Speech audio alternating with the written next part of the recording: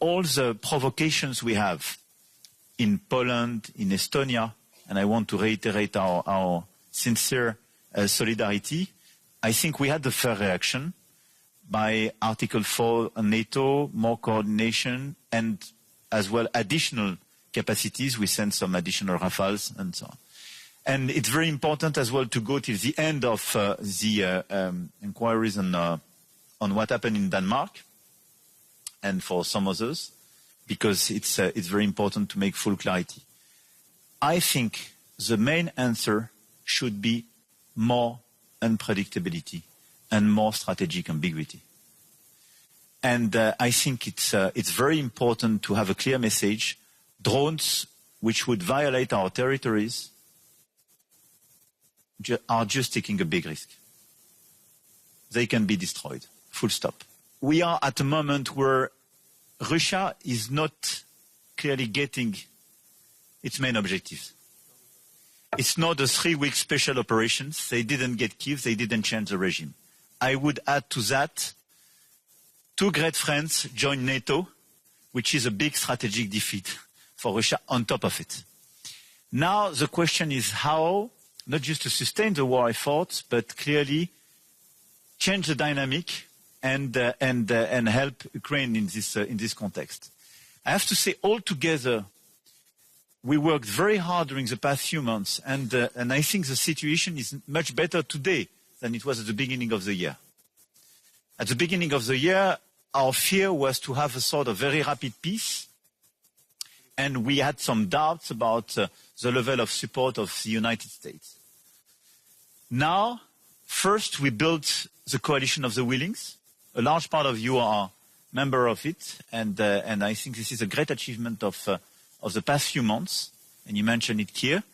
But we had the clear planification of commitments the day after a truce or a peace treaty or a ceasefire to have a robust and long-standing peace. And it's very important in terms of sustainable support to the Ukrainian army and the level of commitment we are ready to provide. Second, we managed collectively to re-engage with the United States. And the statements of the President of the United States last week are a huge change if you compare them with your presence in the Oval Office a few months ago. So, I mean, it's very important because for me it's a concrete case of countering the misinformation spread by Russia. No, Russia is not winning. No, Ukraine is not losing this war, and the situation is very different. And I think there is the same approach now regarding the conflict. And it's part as well of the frustration of the US president vis-à-vis the absence of commitment of Russia. And President Trump took several initiatives to re-engage with President Putin and to go to the table of negotiation. And it's now clear that all these words where President Putin was saying, I'm ready to negotiate peace, were not totally a sincere commitment. So now the key points for all of us are, number one, to follow and to step up and to scale up in terms of support vis-à-vis Ukraine. Air defense systems, drones, and I mean the level of innovation and efficiency of the drone system is very impressive, and Volodymyr was very clear on the level of support and financing they need in order to be efficient on the ground. And this is one of the best ways to change precisely the situation and gain some territories, recover some territories. And third, long-range missiles. So let's focus on these 3 categories, as you mentioned as well here, in terms of financing, capacities to deliver, and we are working hard to accelerate as well the key deliveries in that, but accelerate as well the common projects and the common financing on these 3 issues. In parallel, in order to put pressure on Russia, in order to create more incentives to come back at the table of negotiations, we have our sanctions, and the 19th sanctions package proposed by the Commission was a very important one. We coordinate, we step up, and we are more and more efficient. And I want to insist on the shadow fleet, as you mentioned. Because following our key figures, today 30 to 40% of the war effort is financed through the revenues of the shadow fleet. It represents more than 30 billion euro. So it's extremely important to increase the pressure on this shadow fleet because it will clearly reduce the capacity to finance this war effort for Russia. So we put a series of sanctions on them. I mean, on the boats and on the insurance companies, harbors, and so on. But now we have clearly a way to increase the pressure by coordinating a holistic approach on this shadow fleet. And what we did in the past few days with our Navy, just in order to make controls and to make sure that it was a vessel we identified, a series of vessels, and to be sure they were compliant with international rules, delivered very concrete results. First, because you can identify the presence of a shadow fleet on your coast. Second, because you can make sure that they are compliant with or not with international rules. But third, and it's very important, because you kill the business model by detaining, even for days or weeks, these vessels and forcing them to organize themselves differently and killing the efficiency of the business model. Because this model has been organized even before 22, but is now totally industrialized. And I suggest that in the framework of the coalition of the willing, with close coordination with NATO, we work to see how to optimize this common action.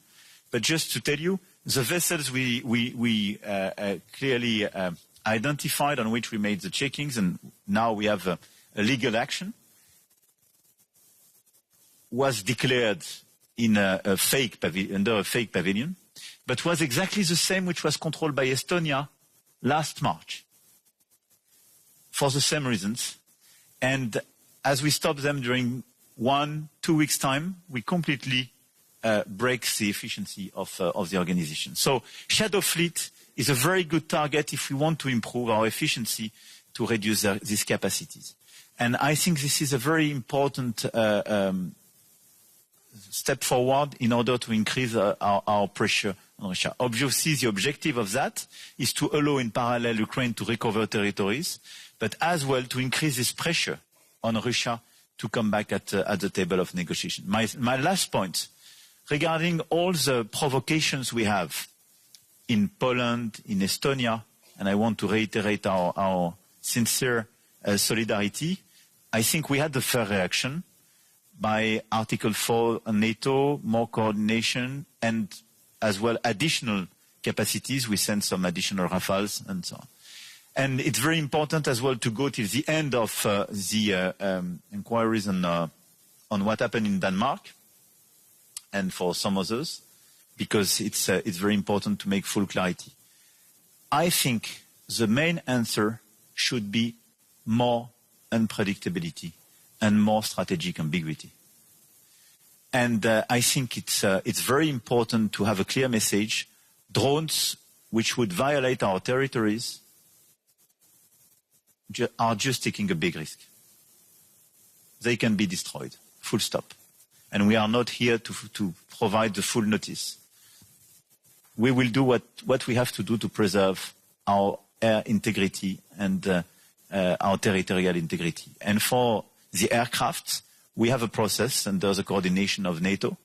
And I think this process will create as well more unpredictability. Deterrence should be key to preserve our consistency. But the message which is very important to convey from this meeting is that we are ready and we are in a position to preserve our air and our territorial integrity. We are ready on the eastern flank of NATO, and we are ready at the same time and on top of that, and without reducing this commitment, to provide security guarantees for Ukraine.